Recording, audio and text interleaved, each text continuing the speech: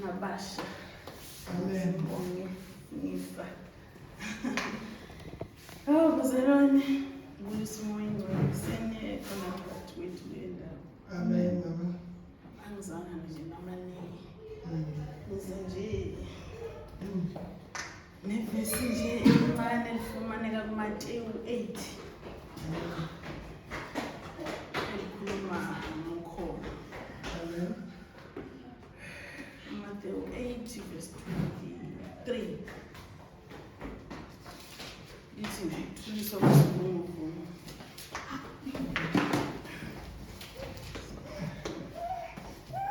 That is right. Matthew 8 verse, chapter verse 23.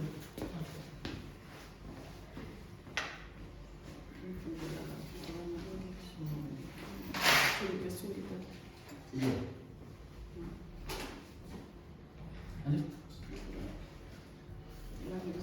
All right. Put the English. Okay. Matthew 8, verse 23. Then he got into the boat, and his disciples followed him. Suddenly, a furious storm came upon on the lake, so that the waves swept over the boat. But Jesus was sleeping. The disciples went and woke him, saying, "Lord, save us, we are going to drown." He replied, "You of little faith, why are you so afraid?" Then he got up and rebuked the winds and the waves, and it was completely calm.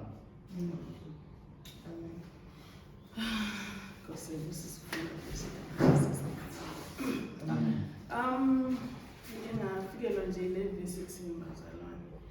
Ekhuluma ngokholo. Uthi uJesu kwenye ebenge ngayifunda lapha ethi yena abafundi bakhe, let us go to the other side. So lithi ke before bahambe wabanika ilizwi wathi we are going over to the other side. So uJesu wasibona istorm, bona abasibona. So wabona ukuthi yini into engahamba nabo uze bafike ngaphesheya. So what decided ukuthi abanike ilizwi lakhe ukuthi we are going over to the other side. So kahle bona kwakumele bathathe ilizwi lakhe leli abanika lona khona lizoba sustain ukuthi bafike ngaphesheya. So bona bathi mabedibana nestorm endleleni bakhohlwa ilizwi lakhe. Bangaba nokholo. So bakhala kuye bathi Nkosi, why usiyekelela sife? So wababuza ukuthi luphi ukholo lwenu? Where is your faith? So ukholo lwabo lwaluncane, wavuka wakhuza istorm saphela.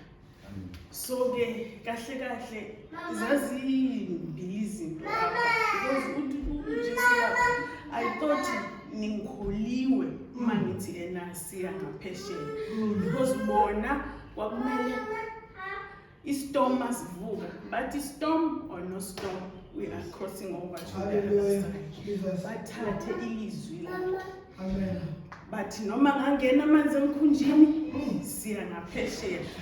Bangathembeli kukapteni, bangathembeli emkhumbini, bathembe ilizwi lakhe ukuthi lona lilodwa lizobabeka ngaphesheya bazofika. So bona ukholo lwabo lwalungekho kuningi. So ngiyathandazela ekuseni ukuthi uThixo ngathi anga-increase faith. Sohlala sikholiwe noma kwenzeka sihlale sikholiwe ngoba ngaphandle kokukholwa akukho kumthokozisa. Hallelujah. Amen. So izwi labo kwakulilo elalizoba sustain through the storm. Jesus. So ifaith iyahlala ezweni. Ifaith mayidibana nezwi ayikho into engenzekiyo. Ukholo uma hlangana nezwi kuba nokuthula. So uThixo ekseni ngiyathandaza ngathi angakhulisa ukholo lwethu. Oh yes. Uthi noma kwenzakalani isihlale esikholiwe. Oh, yes. Ngiyabonga bazali. Oh, Jesus. Siyabulela. Oh, Jesus. Glory, hallelujah. Hallelujah.